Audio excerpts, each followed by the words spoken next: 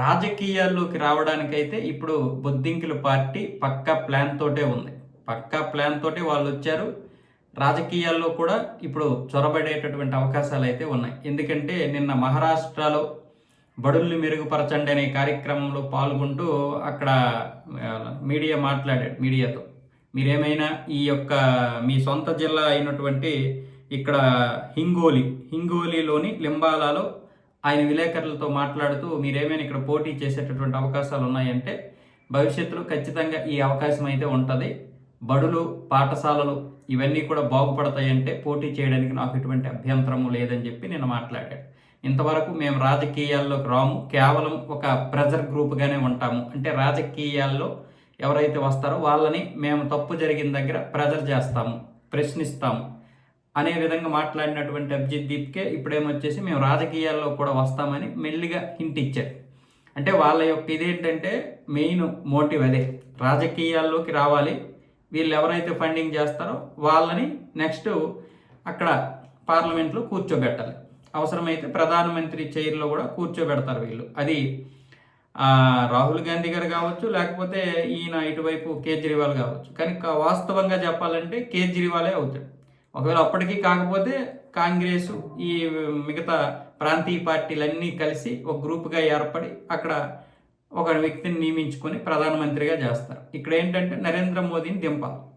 అభిజిత్ దీప్కే చేస్తున్నటువంటి బడులు బాగుపరచాలనేది చాలా మంచి కార్యక్రమం. కాకపోతే ఇక్కడ వివక్ష ఏంటంటే కేవలం బీజేపీ పాలిత ప్రాంతాల్లో మాత్రమే వీళ్ళు అక్కడ పర్యటించి మిగతా యొక్క రాష్ట్రాలని ప్రశ్నించలేకపోతున్నారు. ఈరోజు జార్ఖండ్లో జరిగినటువంటి విషయం గురించి కూడా ఎన్నోసార్లు మనము మాట్లాడుకున్నాం.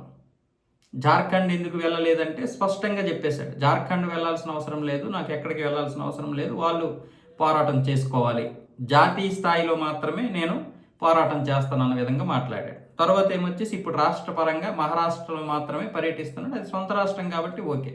కానీ మిగతా సీజేపీ నాయకులు ఎవరైతే ఉన్నారో వాళ్ళు వాళ్ళ యొక్క రాష్ట్రాల్లో ఎక్కడా కూడా పర్యటించడం లేదు. ముఖ్యంగా పంజాబ్కి చెందినటువంటి సీజేపీ నాయకులు మరి అక్కడ స్పందించాలి కదా, అక్కడ మొత్తం ప్రభుత్వ పాఠశాలలు ఎలా ఉన్నాయని చెప్పాలి కదా. అలాగే అభిజిత్ దీప్కి నేను ఒక మాట అన్నాడు, రాజకీయ నాయకులు విద్యావేత్తలు ఎవరైతే ప్రభుత్వ ఉద్యోగాల్లో అధికారులు అలాగే మిగతా ఉద్యోగులు ఉన్నారో వాళ్ళ పిల్లల్ని కనీసం ఒక్కరోజైనా ప్రభుత్వ పాఠశాలకు పంపించండి అని. అది చాలా మంచి నిర్ణయం. నేను అదే అంటున్నాను, మంచి నిర్ణయము మంచి పనులు చేస్తే సమర్థిస్తాం, కానీ అది వివక్షతో కూడినటువంటిది అయితే మాత్రమే ప్రమాదకరం. కేవలం ఒక పార్టీని టార్గెట్ చేసుకుని ఇతర పార్టీలు మేము ప్రశ్నించమంటే తెలివిగా చేస్తున్నాడు. ప్రజల వైపే నేను ఉంటున్నాను అంటున్నాడు, కానీ ఇక్కడ కాంగ్రెస్ని ఆమ్ ఆద్మీ పార్టీని మిగతా ప్రాంతీయ పార్టీలని టార్గెట్ చేయలేకపోతున్నాడు. మీరు కావాలంటే చూడండి, తమిళనాడు రాడు, కేరళం రాడు, కర్ణాటక రాడు, తెలంగాణ రాడు, అవసరమైతే ఆంధ్రప్రదేశ్ వెళ్తాడు.